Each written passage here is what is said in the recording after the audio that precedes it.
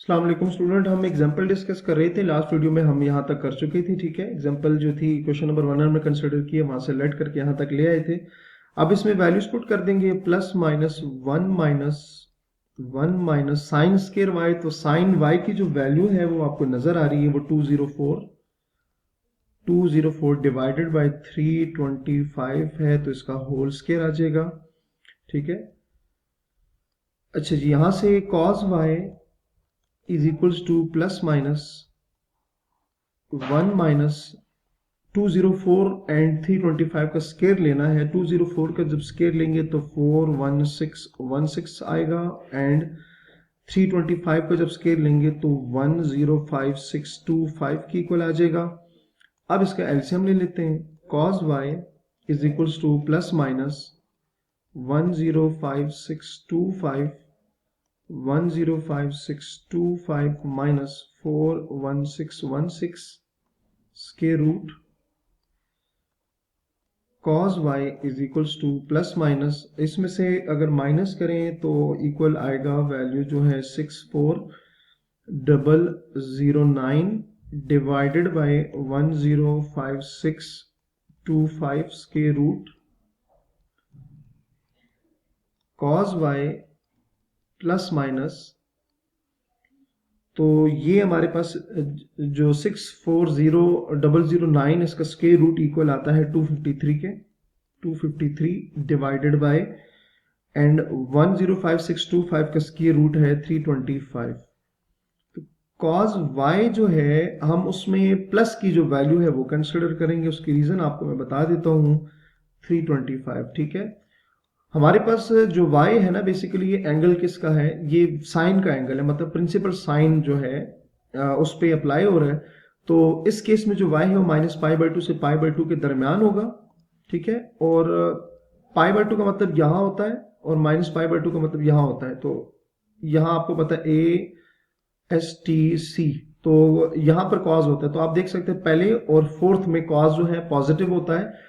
ठीक है, क्योंकि हमारे पास जो इंटरवल है ना -π/2 से π/2, उसका मतलब ही यही होता है कि फर्स्ट एंड फोर्थ क्वाड्रेंट, तो फर्स्ट एंड फोर्थ क्वाड्रेंट में जो कॉज है वो पॉजिटिव होता है। ठीक है, अब यहां से क्या करना है, कॉज को उस तरफ शिफ्ट कर लेते हैं। तो y is equals to cos inverse of 253 divided by 325 की इक्वल आ जाएगा।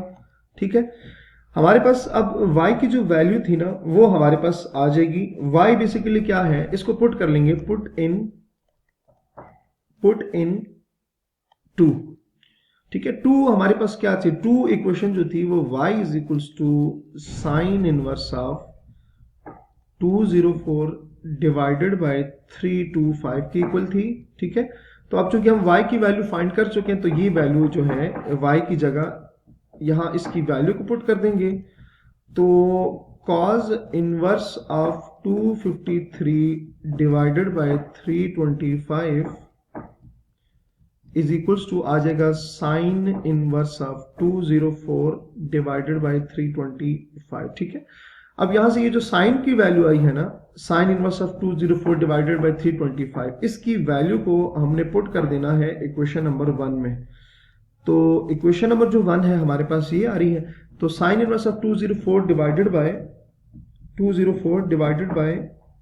325 की जो वैल्यू है उसकी जगह पुट कर देंगे। आपको यहां से नजर भी आ रहा होगा, देखिए, तो साइन 204 डिवाइडेड बाय 325, तो इसको जब हम पुट करेंगे, put in equation number 1, so left hand side की जो वैल्यू है वो आ जाएगी। साइन इनवर्स की जगह जब वैल्यू पुट करेंगे तो आएगा cos inverse of 253 divided by 325 आ जाएगा, एंड लेफ्ट हैंड साइड जो है वो किसकी इक्वल आ जाएगी, राइट हैंड साइड की इक्वल आ जाएगी। ठीक है, तो इस क्वेश्चन में थोड़ा सा आपने डिफरेंस देखा कि पहले हम पिछले से प्रीवियस एग्जांपल में हमने देखा कि अगर इधर साइन था तो राइट साइड पे भी साइन था, तो हमारे लिए आसानी थी कि जब हमने लेफ्ट साइड पर फार्मूले लगाए तो डायरेक्टली क्या हो गया, राइट साइड प्रूव हो गई है। लेकिन यहाँ मसला ये आ रहा था कि राइट साइड पे आ रहा था कॉज हमारे पास, तो जब हमने लेफ्ट साइड को यूज करके फार्मूला अप्लाई किया तो राइट साइड इक्वल नहीं आई, क्योंकि यहाँ पर कॉज आना चाहिए था। तो कॉज को हमने, फिर साइन है तो साइन को हमने कॉज में शिफ्ट किया, तो लास्ट पे हमने वैल्यूज पुट करके देखी तो हमारा जो लेफ्ट साइड है वो राइट साइड की इक्वल आ गया। तो उम्मीद है ये दोनों जो एग्जांपल्स हैं ये आपको यहाँ पे समझ आ गई होंगी। ठीक है। सो स्टूडेंट ये वाला जो टॉपिक है ये हमारे पास यहाँ कंप्लीट हो जाता है। नेक्स्ट जो है हम लेक्चर स्टार्ट करेंगे और वो टॉपिक है हमारे पास सॉल्यूशंस ऑफ ट्रिग्नोमेट्रिक इक्वेशंस।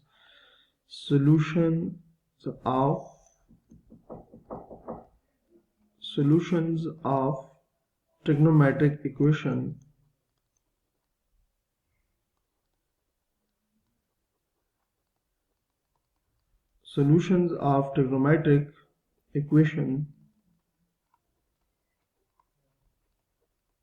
ठीक है। तो यहाँ बेसिकली हमारे पास जो तीन वर्ड है ये बड़े इंपॉर्टेंट है। सोल्यूशन क्या होता है, ट्रिग्नोमेट्रिक इक्वेशन का मतलब क्या होता है, या जस्ट इक्वेशन का मतलब क्या होता है, ठीक है। अच्छा, इससे पहले हम चूंकि अलजेब्राइक इक्वेशंस हम बार बार छोटी क्लासेस में डिस्कस करते हैं, जबकि ट्रिग्नोमेट्रिक इक्वेशन जो है ये हम जो हमारा जो लेवल है इस पे फर्स्ट टाइम हम इसको इंट्रोड्यूस कराएंगे आपके साथ कि ट्रिग्नोमेट्रिक इक्वेशन का क्या मतलब है। तो पहले आ जाते हैं इक्वेशन क्या होती है। लेट्स से मैं लिखता हूँ x+2 इज इक्वल्स टू 0 कर देता हूँ। तो ये इक्वेशन है। इक्वेशन क्यों है कि इसमें बीच में इक्वल का साइन आ रहा है, तो ये इक्वेशन हो गई है, ठीक है।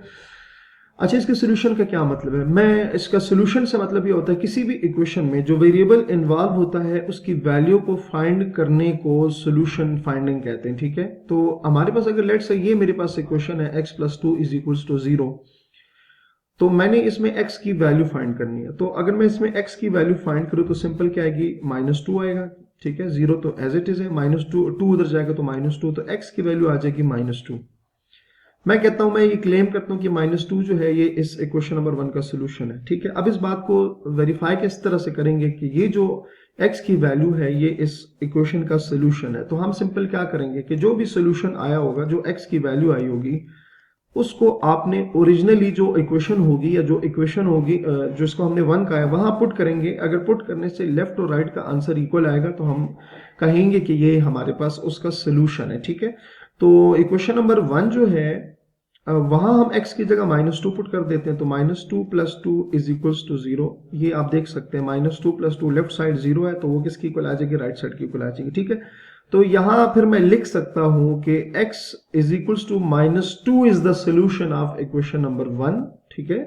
तो -2 को हमने यहां सेट में लिख देना है, जो कि ये शो करेगा कि ये -2 जो है ये इस इक्वेशन नंबर 1 का सोल्यूशन है। तो इसका मतलब ये हुआ कि किसी भी इक्वेशन का जो सोल्यूशन होता है वो उसको सेटिस्फाई करता है। सेटिस्फाई का मतलब क्या होता है कि अगर उस वैल्यू को वापस उस इक्वेशन में पुट किया जाए तो लेफ्ट और राइट का आंसर क्या होगा, आपस में इक्वल आ जाएगा, ठीक है।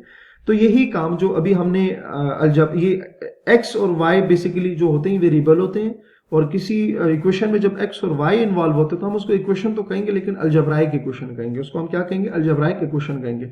तो हमारा इसमें जो टारगेट है वो है ट्रिग्नोमेट्रिक इक्वेशन का। तो वो हम इंशाल्लाह नेक्स्ट लेक्चर से स्टार्ट करेंगे। अपना बहुत सारा ख्याल रखिएगा। अल्लाह हाफिज।